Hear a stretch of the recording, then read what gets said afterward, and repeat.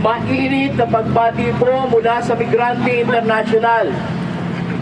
Nasabi na po ng unang tagapagsalita kung bakit inatake ng imperialistang Amerika kasama ang Israel ang mga bansa, partikular ang Israel, ang Iran dahil po sa rekurso. Subalit sa proseso po mga kababayan, dinamay ang kabuhayan at kaligtasan ng 2 milyong Pilipino sa Middle East.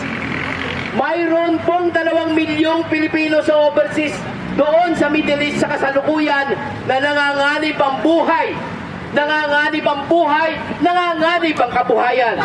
Ang digmaan po sa Middle East ay mag-i-escalate at didiretso po sa kabuhayan ng ating mga kababayan, hindi lamang ng kanilang buhay.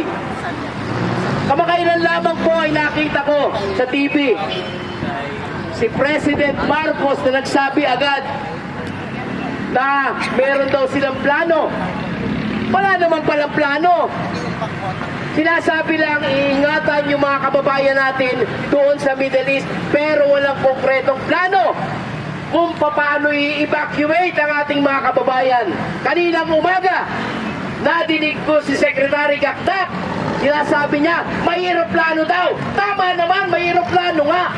Paano ninyo papupuntahin doon yung ating mga kababayan na libo-libong mga kababayan na nai-stranded ngayon? Kamakailan lamang nagsasalita sila na ililigtas yung ating mga kababayan. Pero dahil nga walang plano, naghintay pa bago magkumahog ang OWA, bago magkumahog ang gobyernong ito. Hinintay pang may mamatay na kababayan natin doon sa Israel. Ang Migrante International po ay kaisa sa pagkundina sa digmaang agresyon na inilulunsad ng imperialistang US.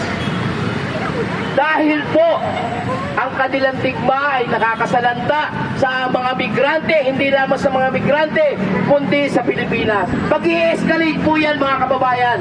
Hindi lamang po dito yan sa Middle East mangyayari. Kanina lang nakita ko ang gasolina, sumirit na agad ang presyo.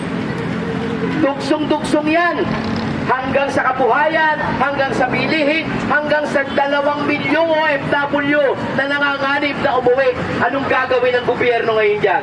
May sinasabi na ba ang gobyernong plano dyan? Hindi ba wala pa? Ni evacuation, walang malinaw na sinasabi ang gobyerno.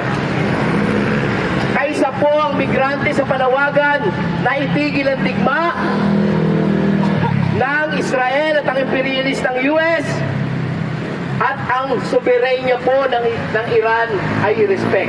Muli po, kami po sa Migrante International, US Imperialist!